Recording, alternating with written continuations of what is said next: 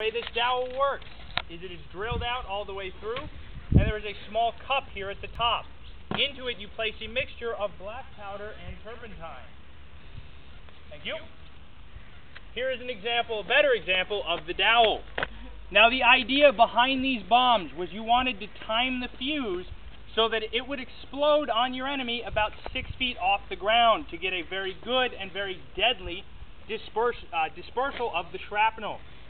So on these dowels you will see grooves cut into it. Each one of these grooves represents 1 second of burn time for the fuse. So you would cut it shorter or longer depending upon the distance of the shot. Alright, let us begin. So first of all, Mr. Gaston, would you please place the pickets?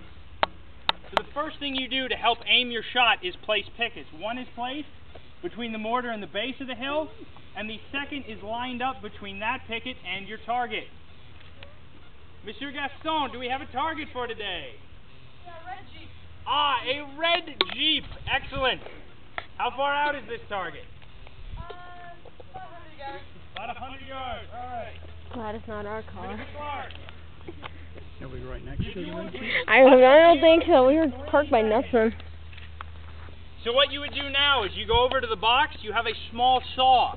And what you do with that saw is to cut the fuse to the length that's desired and then insert it into the fresh bomb. Alright, Mr. Gaston, swab the piece if you would. Excellent. Now, what's being done is they are cleaning out the gun and also making sure that any embers left over from a previous shot are completely doused in water, so there is no chance of them accidentally igniting the next charge when it gets placed in the cannon. You will see later that when Monsieur Gaston loads the charge into the cannon, he will be doing so using his hand. So it's very important that this step is done correctly so that when the round is then placed in with the hand does not get blown off.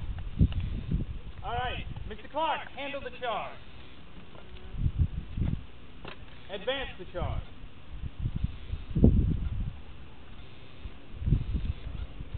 Wonderfully done. Load. Now, the Cohorn mortar, which is what we're using today, has a very special place in Fort Niagara history.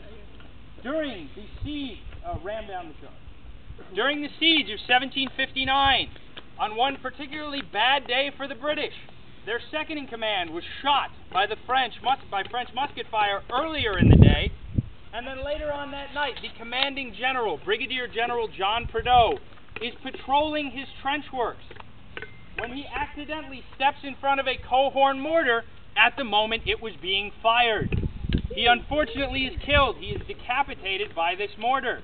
However, General Prideaux has one very dubious honor from this accident. He was the first Englishman inside the fort. You will see when you go over to our trading post that it has been renamed Prideaux's Head in honor of this gentleman. Good to go? Lovely. Right, handle bomb.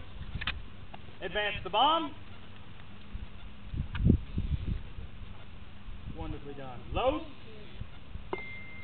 Alright, pick and prime.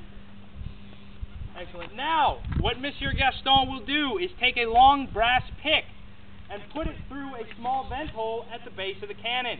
This will pierce the powder bag that's inside the cannon. What he will then do is pour powder from a paper cartridge on a ledge on the